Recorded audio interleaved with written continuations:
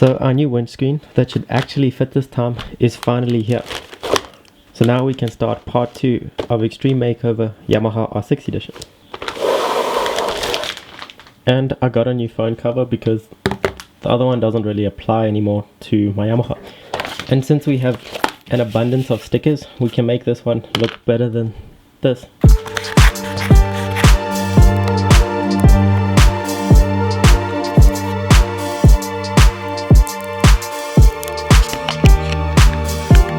It's a lifestyle.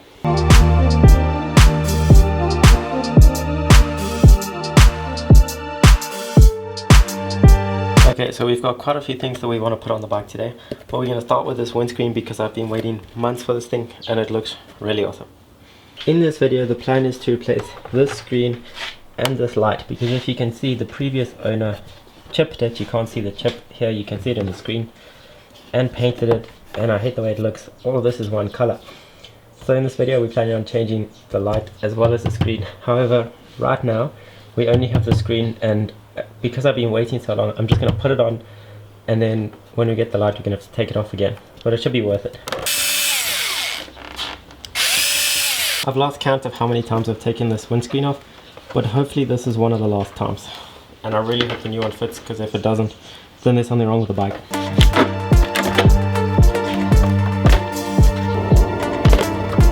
Not even a single bolt in, and it already fits.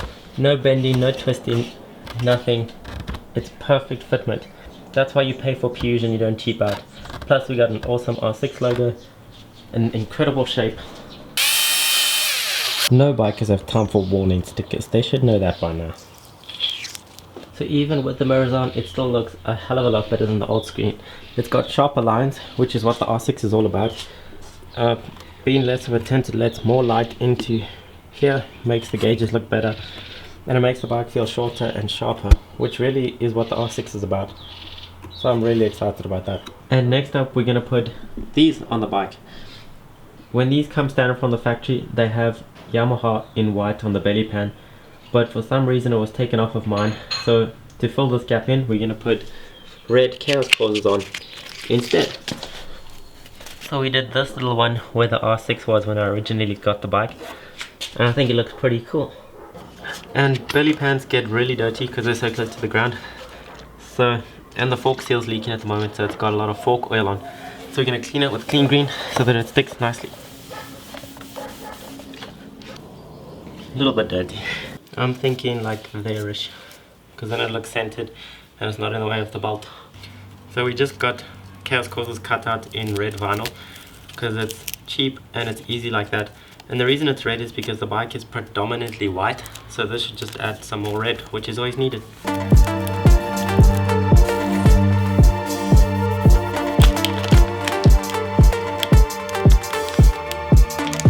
It looks pretty cool. The red is very close to the bike, so it should look good in photos. And now my name's on it.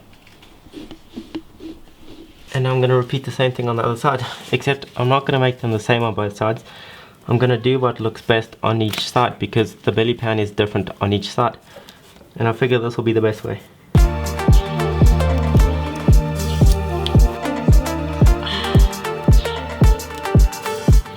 Okay, our next mission involves my Plasti Dip addiction again.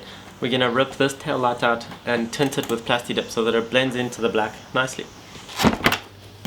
So if you've seen me Plasti Dip the Jigsaw tail light, you'll know that this one's going to be a lot easier. There's just one piece to it that does the indicators and the brake light, where the Jigsaw was 2 indicators and 2 sort of separate pieces for the brake light. All of these bolts, and it's still easier than the Jigsaw. Ta-da! We cleaned the light so that it'll stick nicely and it'll be even, there won't be any dirt under it. And we're going to do the usual way of one coat of black.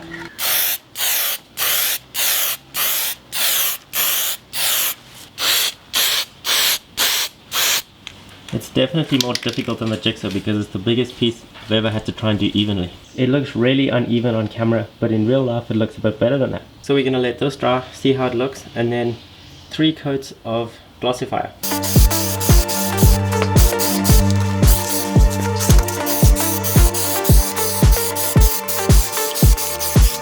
It always amazes me how much the Glossify changes the look of it, but I'm happy with it so far, and 2 coats to go. It looks so weird with a hole, you can see right through it. This is going to be the last coat of clear, and then it's back on the bike. So while we wait for those to dry, we're going to put these on.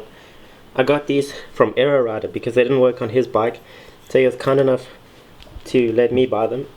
So we're going to put these on the R6 to get rid of the mirrors.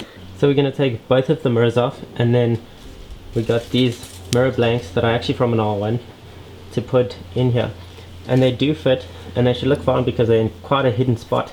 But this whole area has such nice lines that are completely hidden by the mirrors. So that's why I'm keen to put bar end mirrors on and get these ugly things off.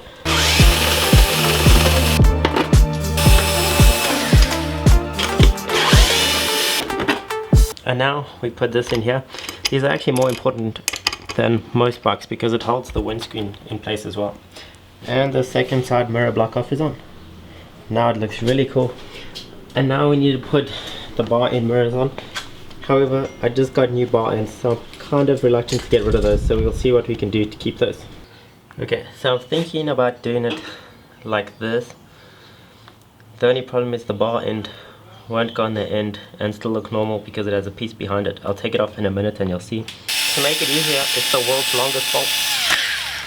So if the mirror were to go like this, the bolt could go in and tie it on easily, but with the bar end on, there's this gap which looks funny.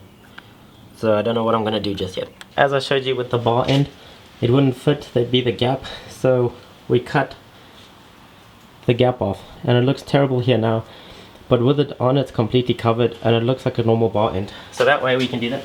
We can have our regular bar end, then we can put it through our mirror and tighten it straight onto the end of the bar. So now it looked as it did, just with the mirror in the way, and that way I get to keep my cool looking bar ends and it looks super duper clean. And we did the same on the throttle side and got the throttle side on. It doesn't even interfere with the throttles, which is good. It was easier than I expected. So now we just need to tighten everything down and angle it to where I need it, and then we can put the tail light back on. We turned the bike around to put the tail light back in, and now I saw it from this angle and it looks so good. It looks like a race bike without the mirrors. Okay, so here's the light completed. 3 coats of Glossify, 1 of black. Just smoked enough, but you can still see the light. We tested that already.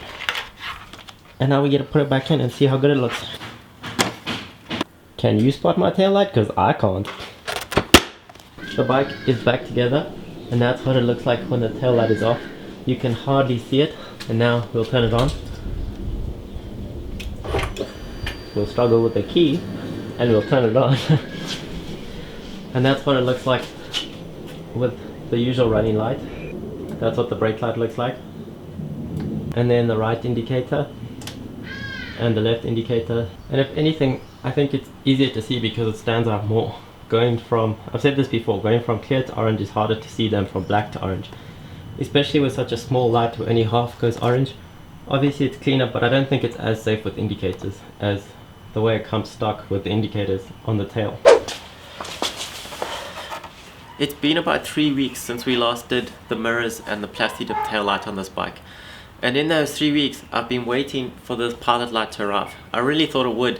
And then we could finish it up in this video. We could put the new light in and have the bike completed. But that didn't happen. So this video is already pretty old. And instead of leaving it even longer and having this video months old by the time the light gets here, I thought we'll just finish this video, and when the light finally does come, we'll do a whole video on just the light and wrap up everything that we've done with the bike. But personally, I'm really excited with everything that we've got done with this bike. I thought it was a good looking bike when I originally got it, but now every time I see it, it just blows my socks off. It really has come a long way and I'm really excited about it. So let me know if you like what I've done to this bike. If you do, please give it a thumbs up, and let me know if there's anything else you think I should do with it. If you want to see more videos like this, hit that subscribe button. Thank you so much for watching, and I'll see you in the next video.